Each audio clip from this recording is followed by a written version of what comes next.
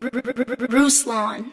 Was there any hints of the underlying things you talked about earlier with terms of Western evangelicalism? Was there any hints of that 2008 to 2012 of like, wait a minute, this is a little microaggression here?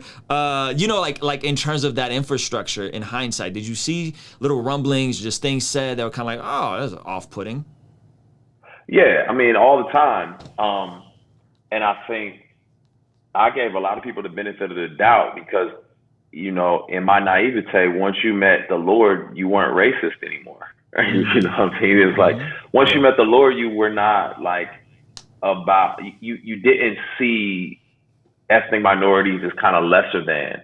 I never would have imagined that people would be taking advantage of me to fill their diversity quota. Like, we're pretty white. We need to get somebody in here to make us not look as white. I didn't see those things. But as time went on and you began to trust people, then little things will come out and you'd be like, yo, what? Wait a minute. Like, you had to know that was wrong. You know what I'm saying? Like, when I go on this major tour and they're like, hey, Lecrae, we see you and your posse are here. We got some basketball for y'all. And I was like, when did I ever tell you I play basketball? I mean, I do. You know what I mean? I do. But when did I ever say that? I never told you that. Like, how do you know I don't enjoy ping pong? I don't know. Oh, what is that about? So it'd be little stuff like that, or, conversations where it'd be like, man, I remember, a prominent, Christian guy. And he said to me, man, you don't speak like you rap. And I was like, what do you mean? He's like, when you rap, you sound like real ghetto. But when you speak, you don't sound like that. And I was like, oh, wow, you really sincerely, in all sincerity. And the common thing I would hear all the time, what people would say all the time, and I never thought about it, was like, man, I hate rap music, but I love you. And I never really considered what the underpinnings of that meant. And then now I'm like, wow, that's pretty heavy there when I think about it. Would you say that the initial thing that people got behind the 116 movement for was this idea that like what you guys are doing is ministry music, or is ministry at the least, like with the Reach Life stuff? And so that sounds like, so some of the pushback some people have had is like, hey, the foundation was built this way, but then at some point there seemed to be a switch up in the mission statement and a switch up in some of these different things. And not like, I don't have a problem with working with secular artists. I've been doing it a long time, but it was almost like the type of secular artist, right? So John Legend and Ty Dolla $igns are two totally different type of artists, right? I could see John Legend comes from a church background. I think he was a minister of music at a church before he signed to Kanye, right? Versus like Lecrae, who's known for ministry, and this is his thing. He's coming from a ministry foundation, and then it's like Ty Dolla $igns. Does that in hindsight feel incongruent? Not to poop on Ty Dolla $igns or his fans, but does that feel incongruent to the foundation that was laid out for Lecrae, the Christian rapper? Absolutely. I totally understand where people are coming from. It's like, yo, man, what you used to do sermons in every song, and now you're doing kind of like this seeker sensitive music. Like, what's going on right now? Like, yo, you're falling off, or you switched it up. And the truth of the matter is that I totally get it. I get it. But at the end of the day, you have to understand that that's not necessarily a mark against my character or my faithfulness. It's more about your preference and what you wanted from me. And when I stopped providing what you wanted from me, then it became something's wrong with Lecrae, right? It's like, man, I don't want to, it's like Michael Jordan wanted to play baseball. It's like, yo, man, what are you freaking doing? Like, something's wrong with this dude. Why are you playing baseball? It's like, well, that was his preference. That's what he wanted to do. That's what he felt like he should be doing. And for me, people don't understand where I come from and where I came from. I'm really from the culture of hip hop. I'm really from the streets. I grew up in Southeast San Diego. I know exactly where you grew up.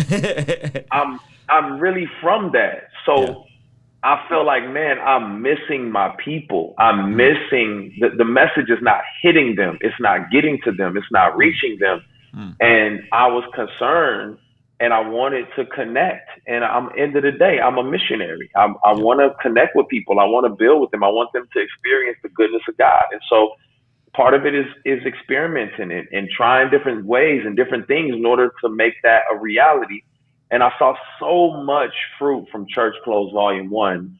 It was like God was just shining a light. And plus, people don't know how many folks came up to me, Christians, you know, who said to me, listen, you're really good at what you do. Like, please don't stay in this Christian bubble. I really believe God has called you to reach out into the world to affect them. And I took that to heart. You know, I took that as like, all right, Lord, let me try to be a Daniel or a Joseph. And that's the moves that I started to make. It didn't mean I wasn't still studying my scriptures. Didn't mean I didn't still have things to say.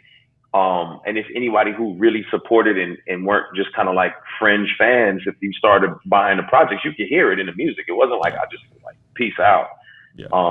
It would just probably be those bigger songs or the singles would probably be a little cast a wider net than historically what I did. Would you say there was ever a time where you compared it to Michael Jordan going and playing basketball, which is an interesting metaphor? Was there ever a time where you were poking the bear, where you were like intentionally like, yo, I'm off that, you know what I mean? And like, intent kind of, you know what I mean? Like intentionally understanding your foundation and like, I'm going to distance myself from this and do it in the not most tasteful way. Nah, it was never any moments like that. I mean, I never was like, yo, I'm about to make this move. If I was ever, when I got frustrated, when I get frustrated with folks for like assuming my motives or saying stuff to me that really just gets under my skin, I just come at them really direct. So you hear them, you hear those songs, like you hear sidelines, it's like, I'm just coming at your throat. Like I'm not gonna sabotage anything I got going on. I'm gonna just tell you straight up to your face how I'm feeling about you. And so that's typically what I would do. Now, were there moments in my heart where I was like, yo, I don't even rock with y'all like that. And, you know, and I don't have to because I got top 5 radio hits. Sure, those moments rose up in my heart. And I'm grateful that God humbled me like Nebuchadnezzar. You know what I'm saying? I'm grateful that he would put me down. But nah, it was never like, let's see what they think about this. Who can I get up? Come on, Waka Flocka. Yeah, let's try. Let's do it. It was never that. It was always like, you know, sincere and authentic. Yeah, and I think you as you was the first one in a lot of this stuff at the level that you did it at. Obviously, we had the LA Symphonies, the Pigeon Johns. You had other people that came before you, but at the levels that you was doing that, no one had really done that as a Christian. So I understand that part. Kingstream Entertainment. Ruslan. Hey, thank you so much for making it till the end of this video. If you found it valuable, please consider giving it a like and subscribing. You can check out one of the other videos related to this that'll be over here. Now, I gotta tell you about a free training I have for anyone that is an entrepreneur, a creative, an artist, but maybe you are unsure on how to find your voice, how to find your niche. I have a free training in the description of this video. Check it out. Once again, thank you so much for watching. I appreciate you, and I will see you on the next video.